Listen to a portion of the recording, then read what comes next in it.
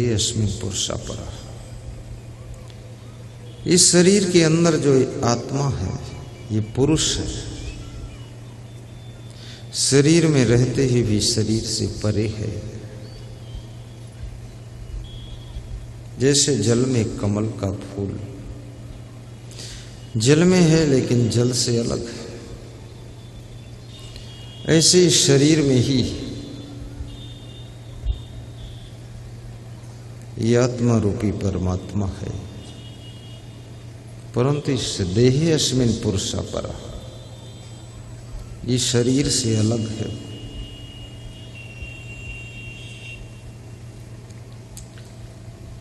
और कृष्ण कहते हैं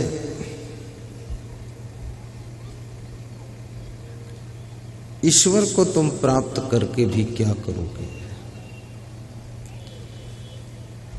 अभी यदि भगवान यहां आ जाए तो तुम भगवान के साथ क्या करोगे। तो तुम कहोगे मैं दौड़कर भगवान के पैर छू लूंगा,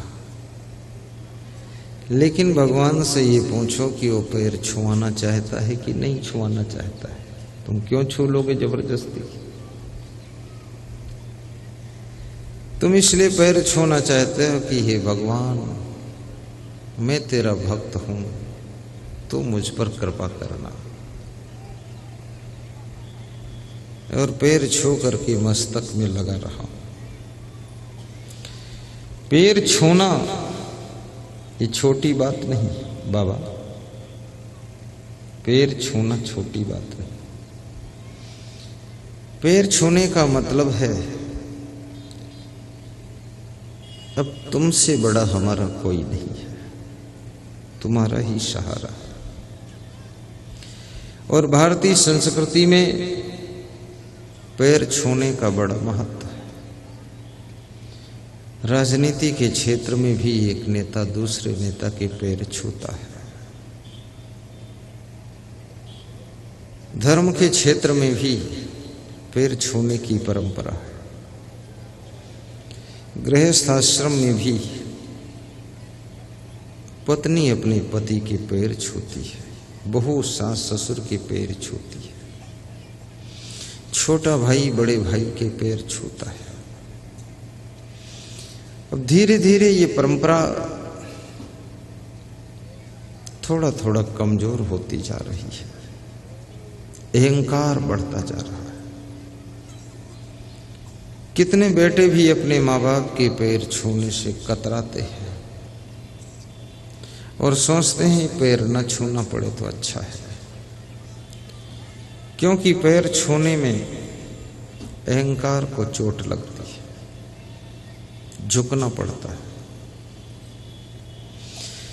इसलिए जो तादाद से ज्यादा अभिमानी है लोग, वे किसी को नमस्कार भी करना नहीं चाहते,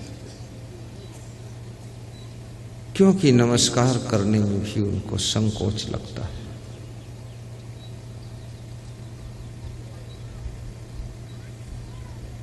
और याद रखना, जिनके पास में विवेक है वो सबको नमस्कार कर लेते हैं। बहुत सी स्त्रियां आज भी भारतीय संस्कृति की परंपरा का निर्वहन कर रही है। सास ससुर को रोज पैर छूकर आशीर्वाद लेती है, पति के भी पैर छू करके आशीर्वाद लेती है।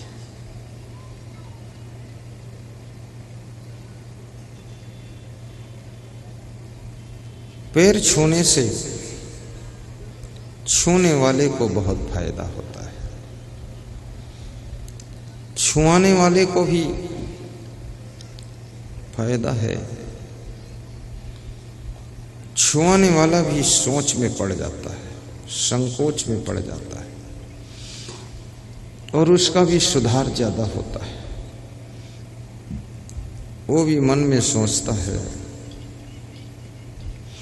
मेरा सम्मान इतना लोग कर रहे हैं, अब मुझे सुधर जाना चाहिए। बहुत गलती कर चुका हूं, अब अपना सुधार करूंगा। और सम्मान देने से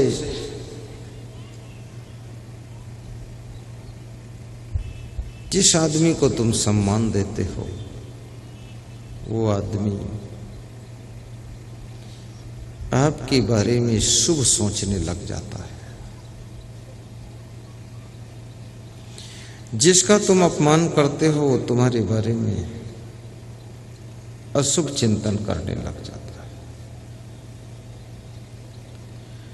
और सम्मान और अपमान की भी विचित्र व्यवस्था है। तुम्हारे सत्कर्म, तुम्हारे अच्छे अच्छे गुण, तुम्हारी कलाओं का प्रयोग तुम्हारे सम्मान को बढ़ाते हैं। शरीर का सम्मान कोई नहीं करता है। इस शरीर में जो गुण हैं, इस शरीर में जो कलाएं हैं, इस शरीर में जो अच्छाइयां हैं, इस शरीर से जो तुम सत्कर्म करते हो, इस शरीर से जो शुभ कार्य करते हो, उन शुभ कार्यों के कारण तुम्हारा सम्मान होता है। कोयल का सम्मान क्यों करते हो? क्योंकि कोयल मीठा बोलती है। मीठा बोलने का गुण कोयल के सम्मान को बढ़ाता है। कड़वा बोलने का अवगुण कौवा के सम्मान को खत्म करता है। और गुण और कला में अंतर होता है। इस बात को भी, इस भेद को भी समझ लेना।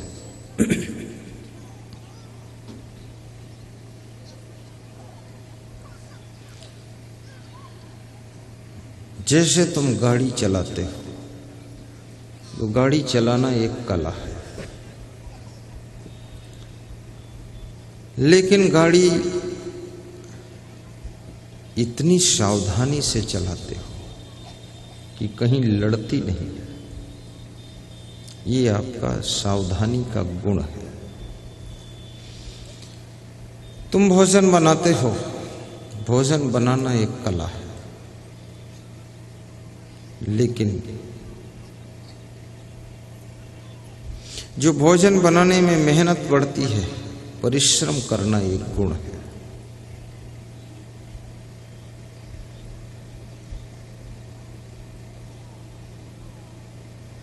सहनशीलता गुण है।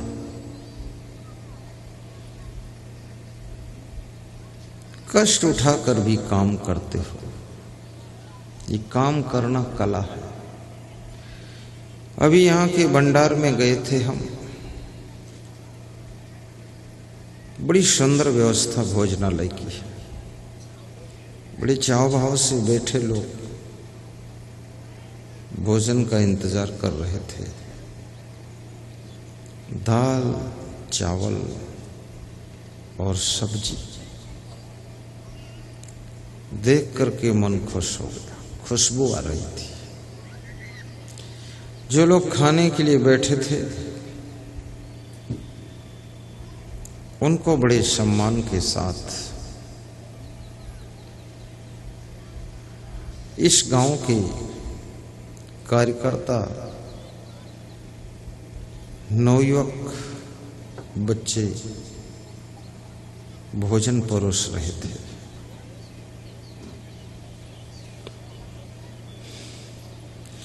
भोजन बनाना एक कला है, भोजन परोसना भी एक कला है, लेकिन प्रेम से परोसना एक गुण है। प्रेम से परोसना, इसलिए प्रेम को गुण कहा गया है।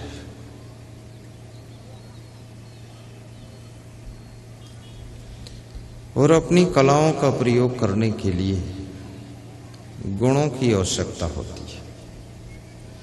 कितने लोगों में बहुत सी कलाएं होती हैं, लेकिन गुण नहीं है तो कला प्रयोग नहीं हो पाती। सहनशीलता के गुण की भी आवश्यकता है।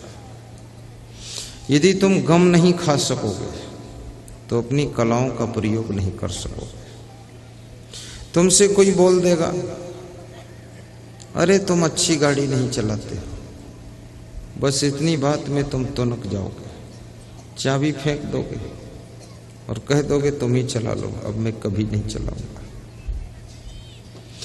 परंतु यदि तुम्हारे पास में सहनशीलता है, कोई कहता है तुम अच्छी गाड़ी नहीं चलाते, तो तुम कहोगे। धीरे धीरे आपकी कृपा से